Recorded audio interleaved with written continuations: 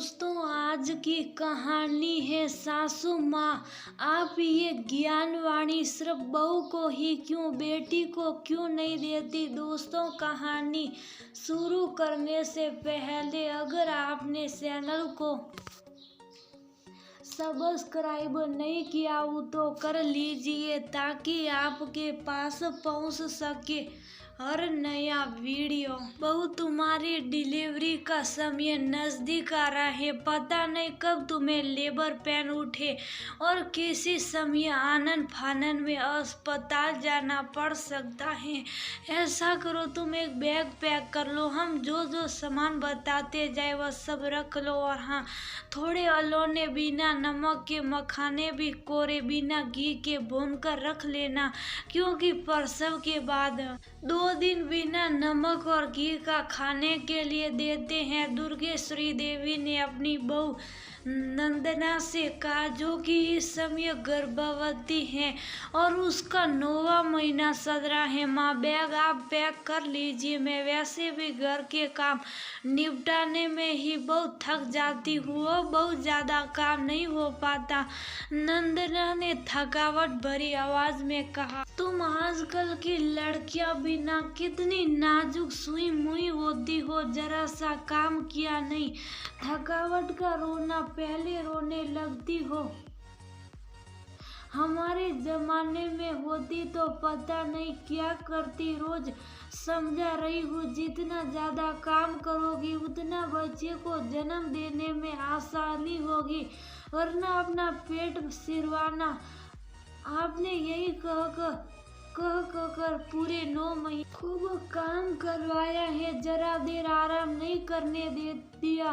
दीदी भी तो प्रेग्नेंट है, उनसे आप ये बात कभी नहीं कहती कि जितना काम करोगी उतना ही प्रसव में सुविधा होगी। ये ज्ञानवाणी सिर्फ बहू को ही क्यों, बेटी को क्यों नहीं देती, बल्कि उन्हें तो दिन रात फोन पर सुझाव दिए जाते हैं कि ज्यादा से ज्यादा आराम करो और बहू की नाक में दम किया जाता है, ज्यादा से ज्यादा काम करो। बोलते हुए नंदना बुरी तरह हाँफने लगी। वो अब ये भी लासन हमारे ऊपर लग जाएगा कि हम बहू को उकसाते हैं। जाओ भाई, आराम करो, बाद में बात करते हैं। दुर्गेश्वरी जी बोली। माँ, एक तो नंदना का बीबी वैसे भी हाई रहता है और आप उसे हर समय काम के लिए सुना कर और ज्यादा हाई पर कर देती हैं। अभी उसका बीबी बढ़ गया तो लेने के देने पड़ जाएंगे। मैं आपको ये समझा कर लाया था कि आप नंदना के पीछे नहीं पड़ेगी कि गर्भावस्था में जितना ज्यादा काम करोगी उतने ही आराम में रहोगी, लेकिन आप ठहरी अपनी आदत से मजबूर। आप कहाँ भाग जाएगी बहू को सुनाने से।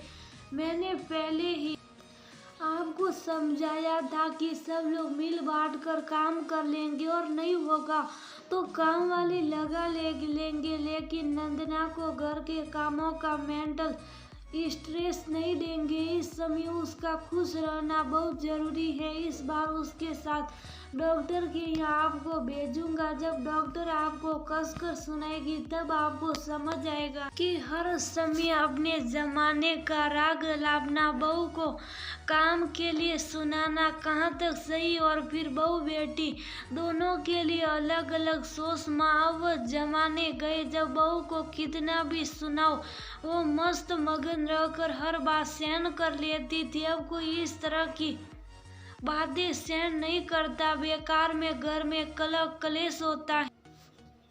इसलिए आप भी खुश रहो और हमें भी खुश रहने दो। दुर्गेश्वरी जी का बेटा और नंदना का पति मंदन अपनी माँ पर नाराज होते हुए बोला।